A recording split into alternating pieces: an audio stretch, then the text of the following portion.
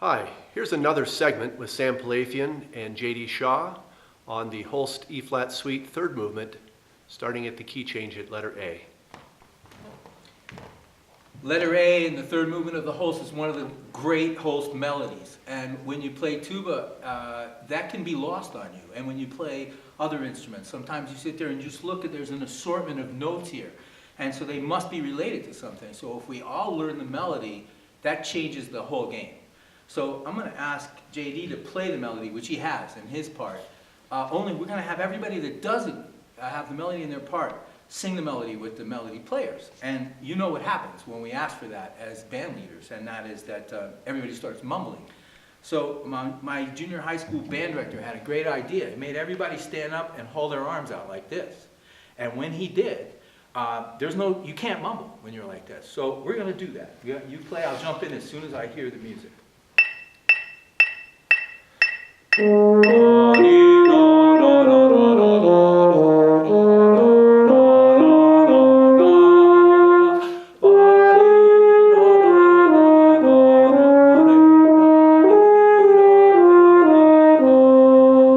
That's one of those things that if you're sitting there doing the rehearsal, everybody's really thinking it's funny, half the people laugh, and then people start doing what I did, and I wasn't thinking about it. Well, they start to move, and it starts to relax you to take big breaths and flow the melody. That's not what my part looks like. But if I don't know that melody, I'm not going to be a good bass player. I have to relate my bass notes to the melody itself. So one of the great ways to learn it is what we just did. Let's everybody sing it. And then the next part of it is, for everybody, we're a wind band. So let's have you play the melody, and we'll continue to stand up because it's easier to breathe that way. And we're going to do wind while you do the melody. Watch my hand. I want to make the music on my hand.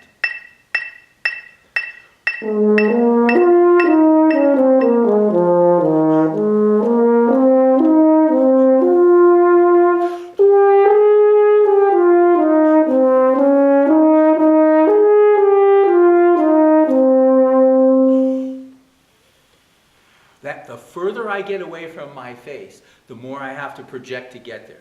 So I'm having what is a more wind-like experience than I'll need to play this big tuba. And that's a beautiful way to get everybody extroverted and making wind happen in the wind band. It's like Sesame Street. This is brought to you by wind, this piece of music.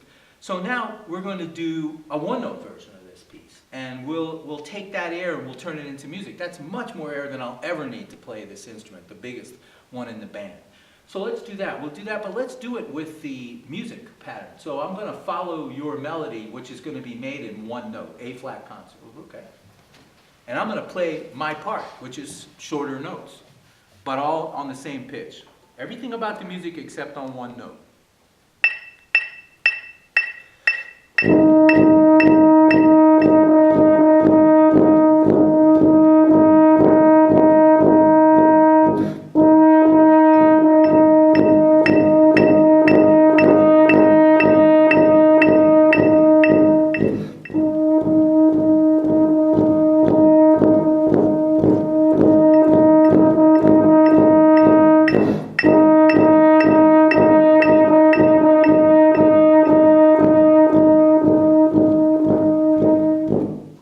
That's a very interesting multitask for the bottom players and the accompanying instruments in the band.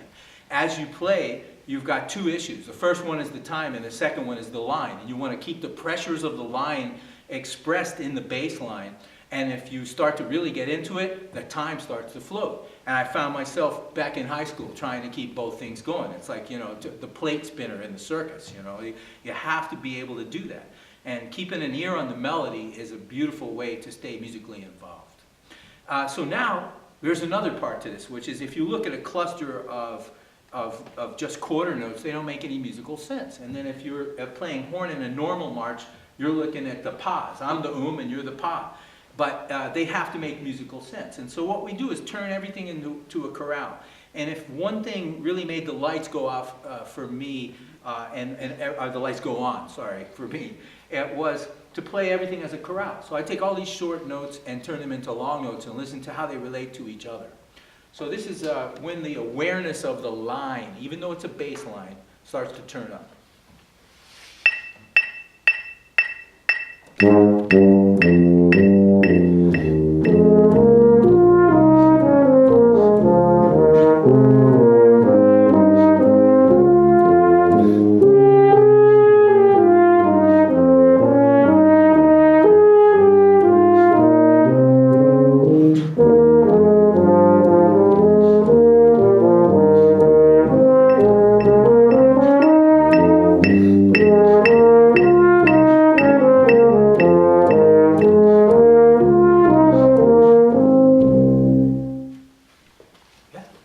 There's something about playing those long notes and examining the body of each note. Like, is it a beautiful sound? Because sometimes you don't have time when you're a young tuba player to think about the tone of a note because you're worried about the time and the response. Staccato is a very difficult subject, but when you play long tones and then your band director tells you that staccato is a baby long tone, it's a little tiny long tone, and that it has a body, that changes everything. So those chorales are very important in shaping bass lines.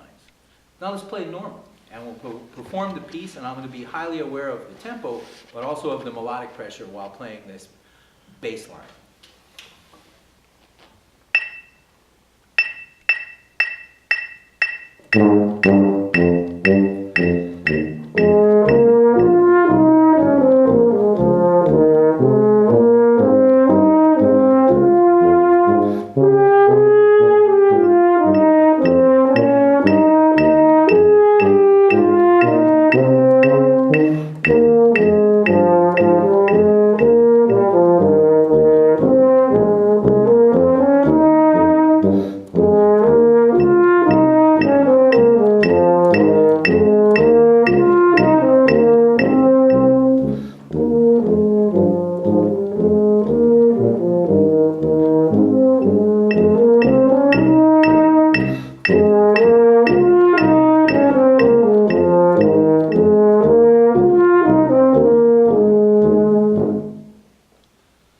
So very important that we realize that the minute I paid attention completely to JD's melody, I compressed these quarter notes and quarter rest. I squeezed them together. That's the most common mistake made by bassline players, is to compress the rests. And so and the minute I got the metronome turned back on and understood that I was rushing, I turned my subdivision back on. I still could hear JD. He was in my sound environment, and I kept the thing right.